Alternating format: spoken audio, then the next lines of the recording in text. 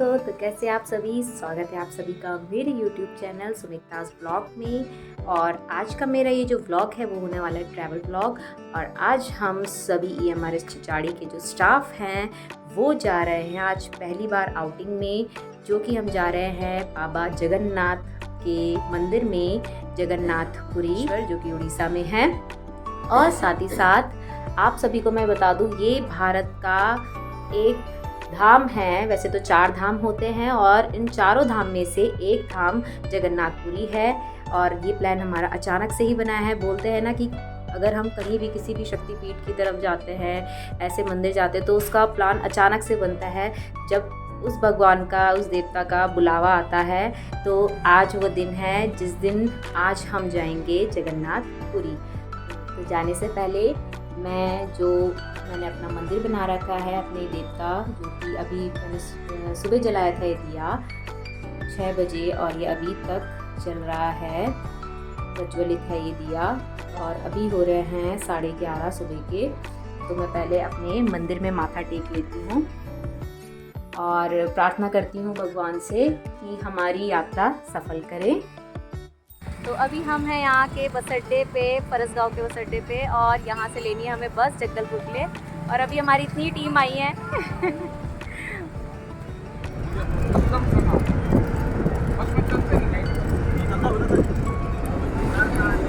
तो हम पहुँच गए हैं जगदलपुर रेलवे स्टेशन।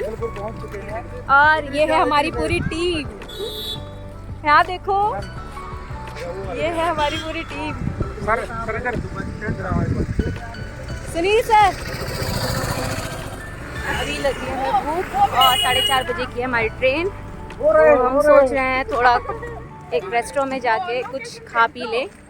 और हम लगे हुए हैं यहाँ पे पैदल रास्ते।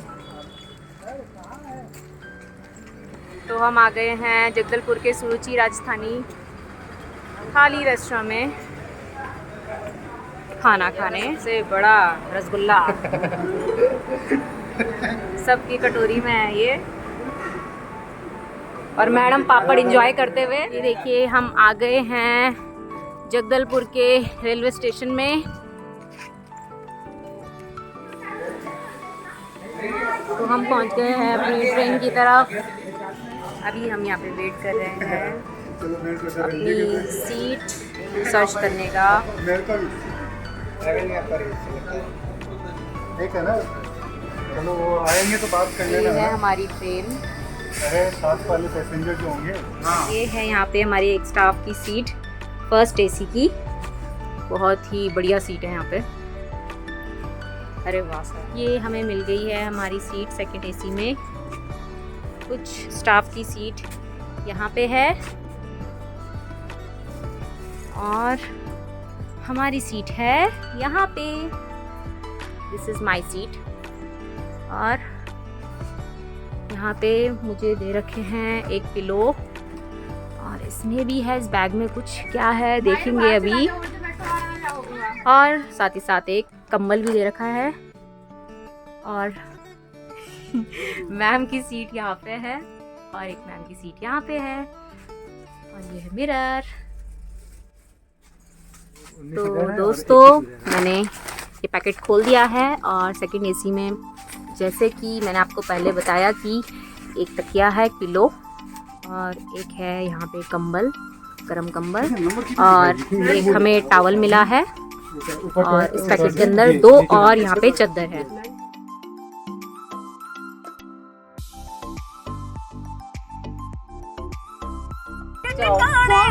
लोगों में ऐसा आएगा, पहले चाय का चाय पीते हुए।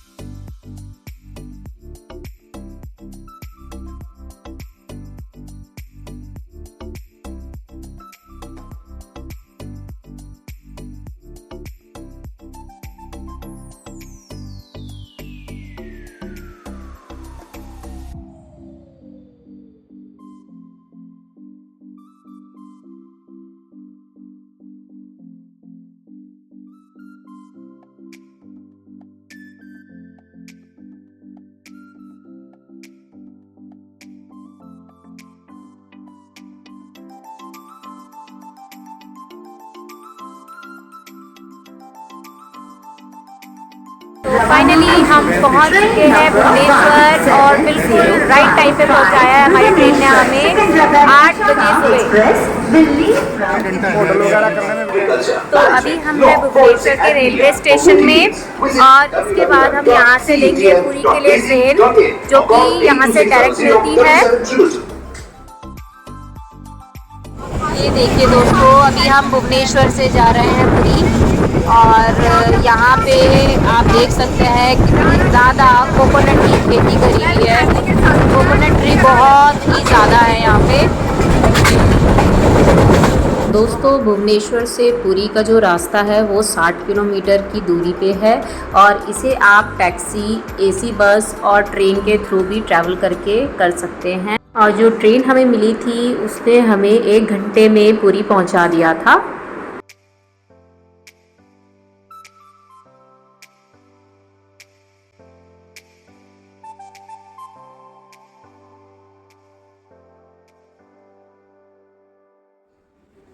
हेलो दोस्तों, तो मैं पहुंच गई हूँ अपने पुरी के होटल रूम पे और ये हमने लिया है 4 बेडरूम रूम। तो आपको यहाँ पे दिखा दूं मैं, एक बेड यहाँ पे रखा हुआ है डबल बेड और एक है इधर की साइड और ये हम सभी मैडम ने ले रखा है मिलके शेयरिंग में। और ये पूरा का पूरा ये रूम है और ये है होटल विशाल जो कि आपको जगन्नाथपुरी जो यहाँ पे मंदिर है उसी के नजदीक आपको मिल जाएगा। तो यहाँ से हमने कर ली है कैब और इसी कैब में हम जाएंगे अदर प्लेसेस घूमने के लिए।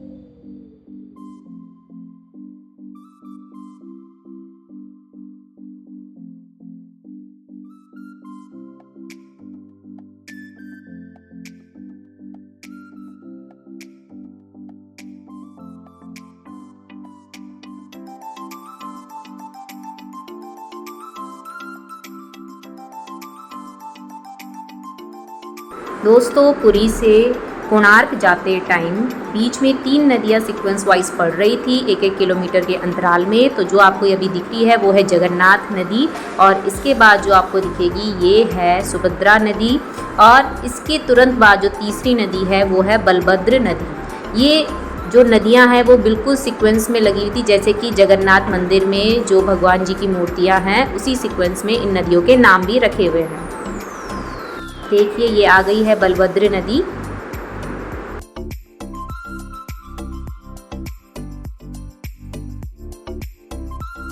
बीचेस यहाँ पे काफ़ी सारे थे। तो आपको जो सामने बीच दिख रहा है ये चंद्रभागा बीच है और इसी के जस्ट आगे था एक बीच जिसका नाम था मैरिन ड्राइव बीच। मैंने पहले सोचा टेंपल जाते हैं फिर उसके बाद हम बीच पे जाएंगे। तो हम पहुँच गए हैं कोणार्क टेंपल के एंट्री गेट में।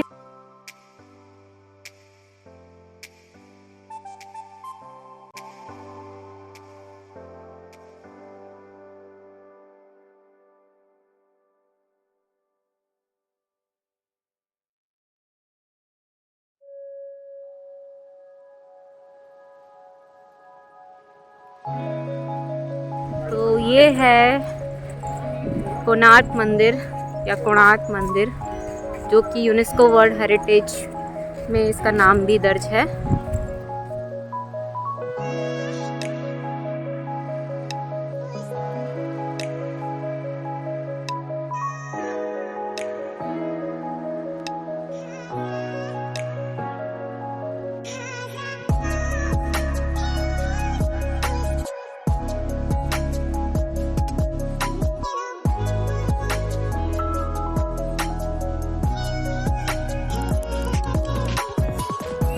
टेंपल की तरफ जाने से पहले हम एंटर करें ऑडिटोरियम एंड म्यूज़ियम की तरफ, क्योंकि उसी संग्रहालय में सभी जो भी मंदिर में रखी हुई चीज़ें हैं उनके बारे में बताया जाएगा हमें और पूरी स्टोरी बताई जाएगी ऑडिटोरियम में। और इसकी जो एंट्री फ़ीस है वो पर पर्सन 40 रुपीज़ हमारी पड़ी।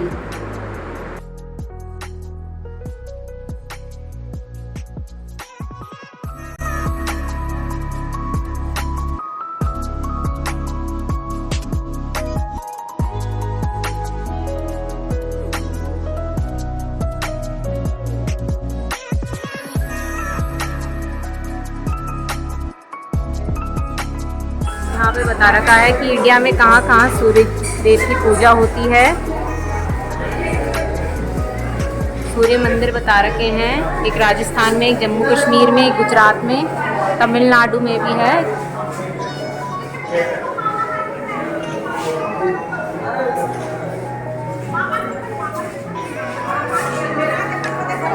और ये सूर्य देव की प्रतिमा है। ये यहाँ पे सूर्य नमस्कार के स्टेप्स बता रखे हैं।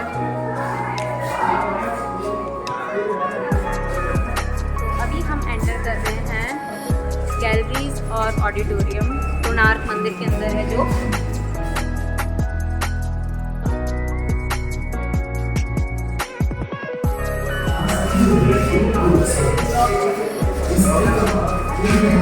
सूर्य मंदिर की अनुमानिक संरचना, व्यू ऑफ सन टेम्पल। यहाँ पे एक प्रोटोटाइप मॉडल बना रखा है यहाँ पे पूरा कोणार्क मंदिर का।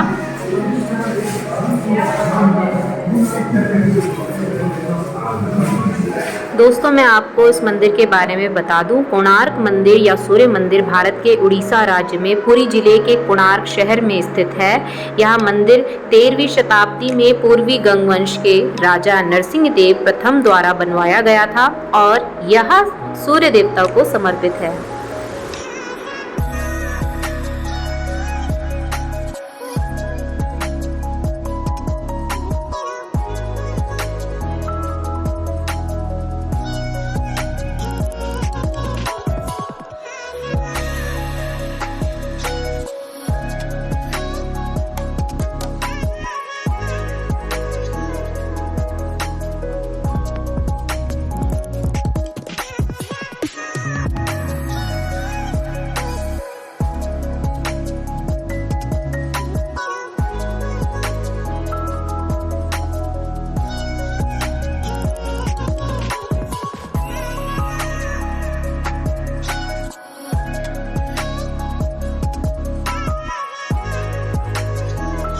और इस मंदिर के मुख्य आकर्षण में सूर्य देवता की 3 विशाल मूर्तियां शामिल है, जो सुबह, दोपहर और शाम को सूर्य की 3 अवस्थाओं को दर्शाती है। जैसे कि आप देख सकते हैं यहाँ पे 3 मूर्तियां विराजमान हैं।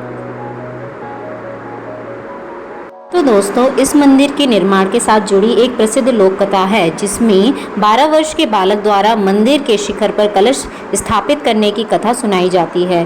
कहा जाता है कि इस मंदिर को बनाने में 12 वर्षों तक लगातार काम किया गया और लगभग 1200 कारीगर इस कार्य में लगे थे। हालांकि मंदिर का निर्माण लगभग पूरा हो गया था, लेकिन मंदिर के शीर्ष पर मतलब शिखर पर कलश स्थापित नहीं हो पा रहा था। इसके बिना मंदिर अधूरा था।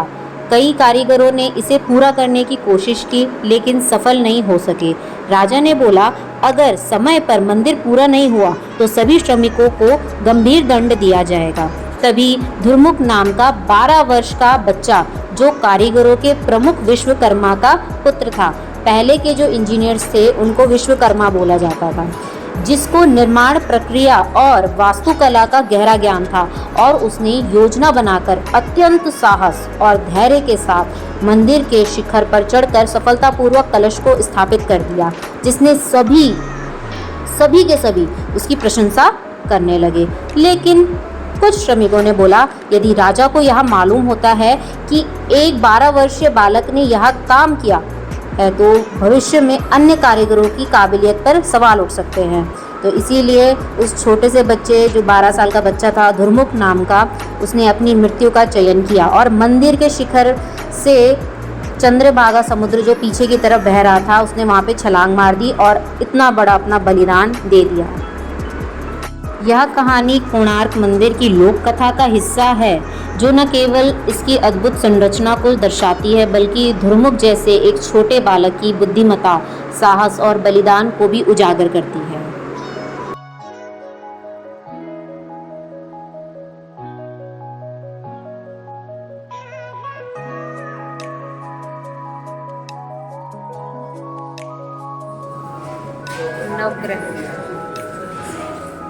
नवग्रह का चित्रण किया गया है एक कपड़े पर, और साथ ही साथ यहाँ पे नवग्रह के जितने भी देवी देवता हैं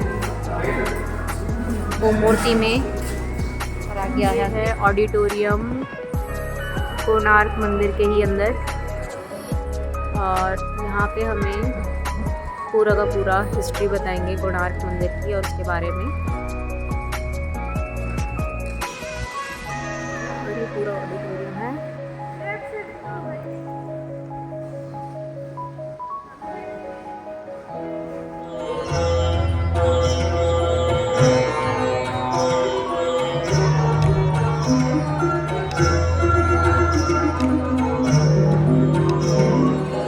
ये भारतवर्ष है जिसे दुनिया कभी विश्व गुरु के रूप में जानती थी। इसी भारतवर्ष का एक महत्वपूर्ण राज्य है ओडिशा। प्राचीन काल में ये कलिंग के नाम से विख्यात था। सूर्य की पहली किरण इसी प्रदेश के एक कोण पर पड़ती है। इसी स्थान पर कभी संसार का सबसे भव्य और विशाल सूर्य मंदिर बनवाया गया था। तुम कलिंग की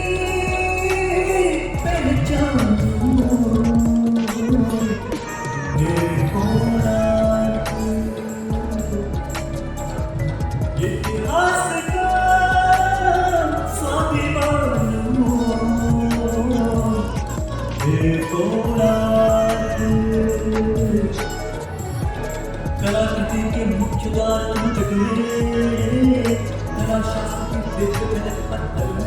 के तौर पर संग्रहित पुस्तक मातला पांजी और बाया चक्रा में उल्लेख है कि 13वीं सदी में गंग वंश के राजा लांगुला नरसिंह देव ने इस सूर्य मंदिर का निर्माण करवाया था। नरसिंह देव युद्ध में बड़े प्रवीण और शक्तिशाली थे और मात्र 18 साल की उम्र में वे अपने पिता राजा अनंग भीम देव की विशाल सेना के प्रधान सेनापति नियुक्त कर दिए गए थे।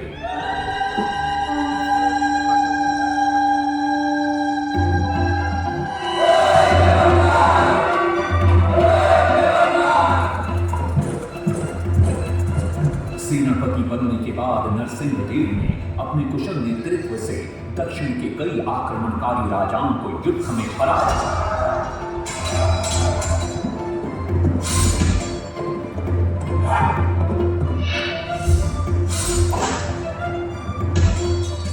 और उनके राजकोष पर कब्जा कर लिया।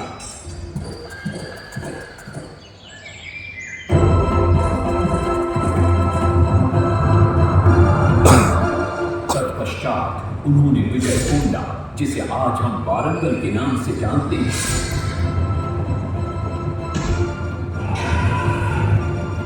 के काकतीय वंश के राजा गणपति को परास्त किया। और उनके राजकोष पर भी कब्जा कर लिया। 3 वर्षों तक निरंतर युद्ध के पश्चात जब वे बहुत सारी धन संपदा लेकर कलिंग लौटे तो राजमहल में उनका भव्य स्वागत हुआ।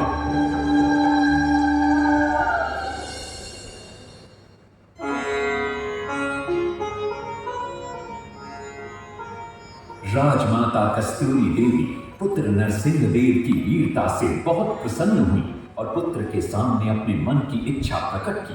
कहा, तुम्हारे पिता ने शंख क्षेत्र पुरी में भगवान जगन्नाथ का भव्य मंदिर बनवाया है। मैं चाहती हूँ कि तुम पद्म क्षेत्र कोणार्क में उससे भी भव्य और विशाल सूर्य मंदिर बनवाओ।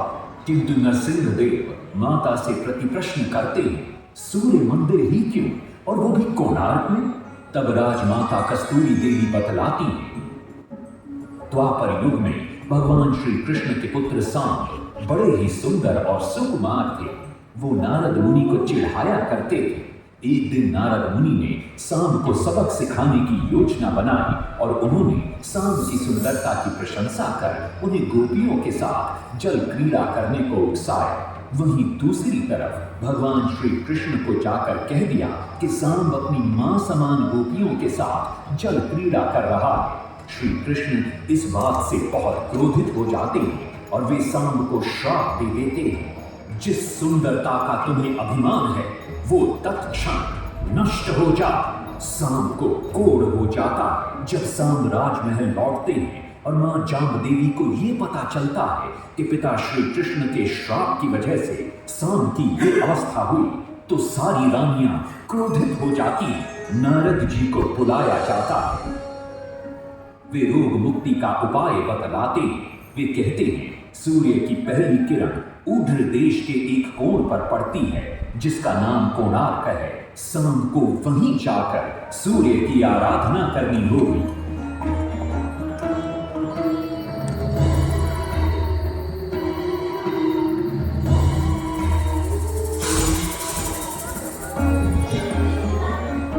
बहुत ही लंबी और कठिन यात्रा के पश्चात शाम अपने सैनिकों और सेवकों के साथ कोणार्क की चंद्रभागा नदी के तट पर पहुंचते हैं और नित्य प्रातः स्नान के बाद सूर्य की आराधना आरंभ करते हैं।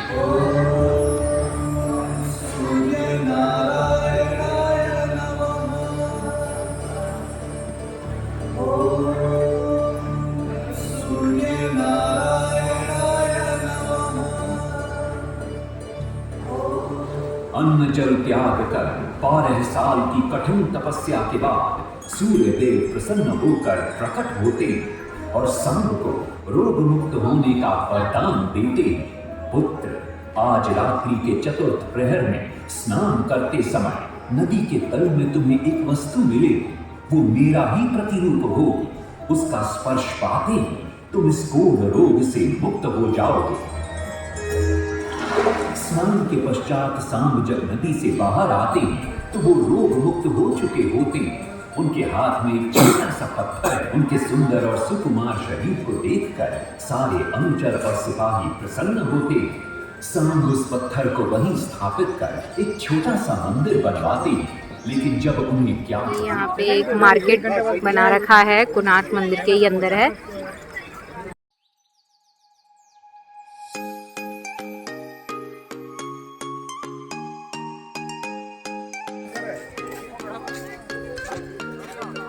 मेरा टिकट है। अरे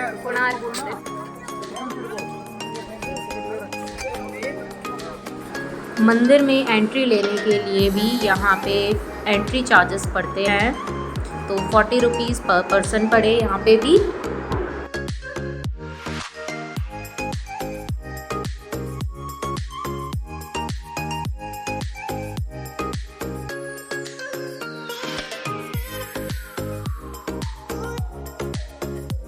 तो दोस्तों, इस मंदिर का निर्माण एक विशाल रथ के आकार में किया गया है जिसमें 24 पहिए और 7 घोड़े हैं जो सूर्य देवता के रथ का प्रतीक है। हर पहिए में शानदार नक्काशी की गई है। इस मंदिर को यूनेस्को द्वारा वर्ल्ड हेरिटेज प्लेस घोषित किया गया है। तो आप देख सकते हैं कि कितना सुंदर ये उस ज़माने का जो 13वीं सदी में बना था मंदिर, और वो अभी तक अच्छी तरीके से बना हुआ है। और बड़े बड़े पत्थर जो समुद्र से लादे गए थे उनमें इतनी प्यारी नक्काशी की गई है। और एक भव्य मंदिर का उन्होंने, जो उस टाइम पे राजा थे, उन्होंने इतना अच्छा स्वरूप बनाया है इस मंदिर का, जो कि अभी तक टिका हुआ है। तो दोस्तों, ये मेरे ब्लॉग का था फर्स्ट पार्ट, और सेकंड पार्ट बहुत जल्दी मैं अपलोड करूँगी। और मेरे इस ब्लॉग को लाइक कीजिए, कमेंट कीजिए और साथ ही साथ चैनल को ज़रूर सब्सक्राइब करिए। Thanks for watching all of you.